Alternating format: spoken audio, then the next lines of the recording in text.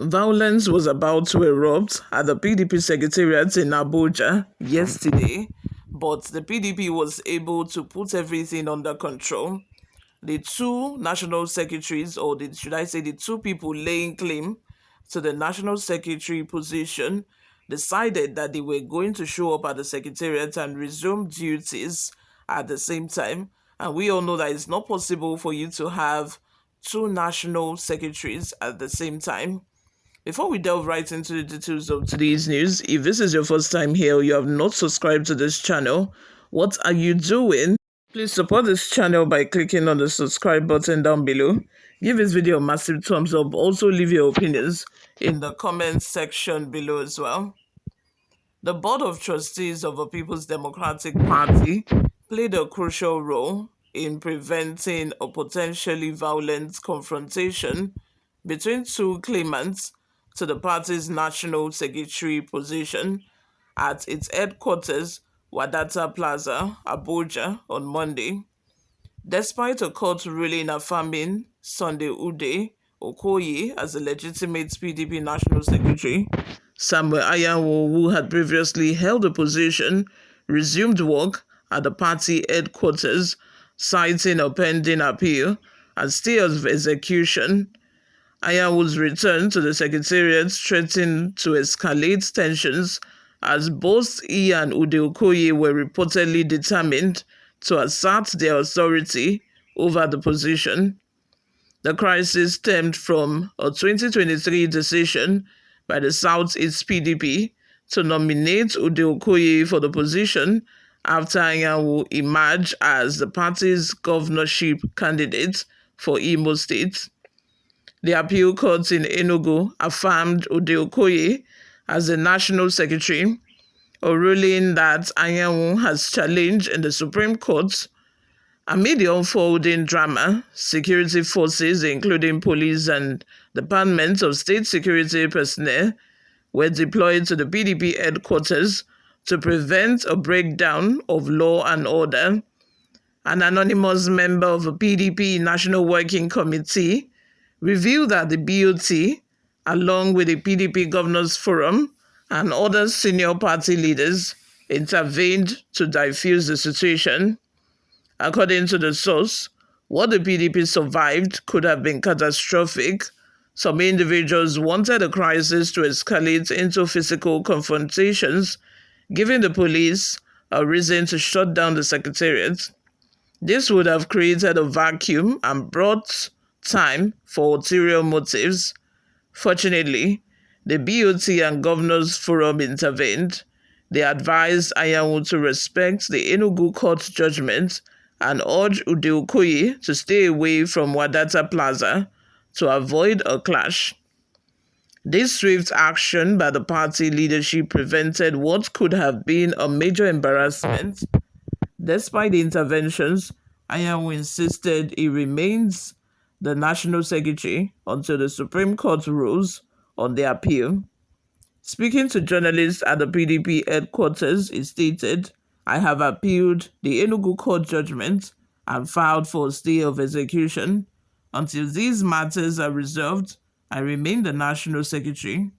However, the PDP National Publicity Secretary Debo Ologunagba maintained that Ude Okoye is a recognized national secretary based on the appeal court ruling, which he described as a declaratory judgment that cannot be stayed. Ologunagba added, "The PDP has not received any notice of motion or stay of execution. Anyanwu's actions are unfortunate. This is a party of law and order, and we will continue to abide by court judgments. Those who resort to self-help are not acting in the party's interest."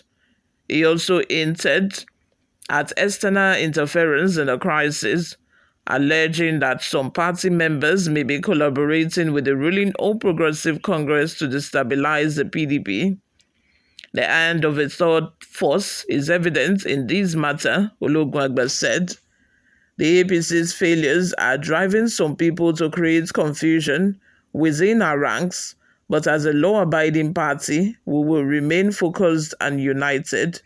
You or what are your thoughts? Let's have them in the comment section below. What do you think about this ongoing crisis between Anyanwu and Okoye? Who do you think is, the rightful person for the position?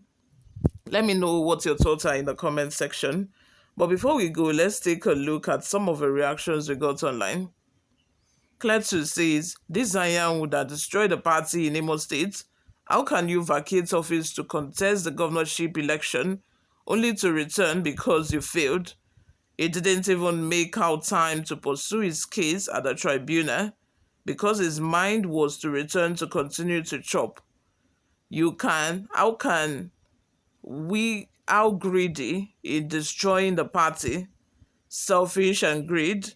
Let's wait how these brothers at the Supreme Court will handle the matter.